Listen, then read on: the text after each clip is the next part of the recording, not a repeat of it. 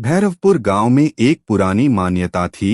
रात को पीपल के पेड़ के पास मत जाना, वहां मटके वाली चुड़ैल रहती है। लोग कहते थे कि वो चुड़ैल सफेद साड़ी पहनती है, उल्टे पैर चलती है और उसका चेहरा कभी किसी ने नहीं देखा, क्योंकि वह हमेशा सिर पर एक बड़ा मटका रखे रहती है। गांव के बच्चे उससे डरते थे, पर विक्की, गांव का सबसे शरारती लड़का, इन बातों पर हंसता था। दादी भूत चुड़ैल की बातें पुरानी हो गईं। वह अक्सर अपनी दादी सरस्वती से कहता।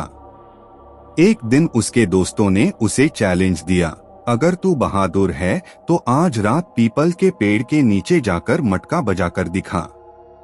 विक्की तैयार हो गया। रात को वो चुपचाप पीपल के पास गया। वहां अजीब सी ठंडक थी। उसने टॉर्च निकाली और मटके पर 3 बार मारा, ठन ठन ठन। अचानक हवा तेज चलने लगी।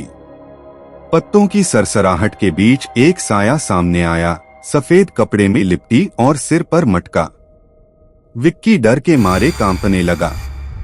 मटके के अंदर से 2 लाल आंखें चमकी और आवाज आई, क्यों बुलाया मुझे? विक्की भागने ही वाला था कि चुड़ैल ने उसका हाथ पकड़ लिया। उसकी आंखें घूमने लगीं और वह बेहोश हो गया।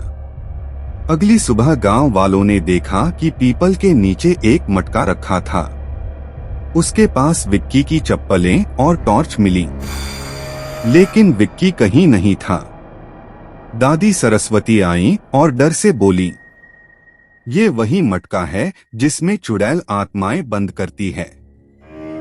उन्होंने बताया कि कई साल पहले गांव की लड़की चंद्रा ने अपमान और धोखे से तंग आकर पीपल के नीचे आत्महत्या की थी। तब से उसकी आत्मा मटके में बस गई थी। 3 दिन बाद विक्की घर लौटा, लेकिन अब वह शांत और अजीब हो गया था।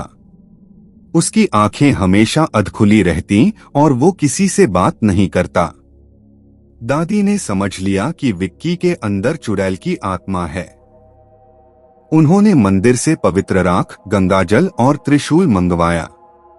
रात को वह विक्की को लेकर पीपल के पेड़ पर गई और जोर से बोली, मटके वाली, तुझे तिलांजलि देने का समय आ गया है। सफेद साया प्रकट हुआ। दादी ने त्रिशूल से मटका तोड़ा। एक जोरदार चीख गूंजी और साया धुएं में बदल गया। विक्की होश में आया, लेकिन उसे कुछ याद नहीं था। अब भी गांव के बच्चे मटका देखते ही कहते हैं, मटके वाली चुड़ैल कभी भी वापस आ सकती है।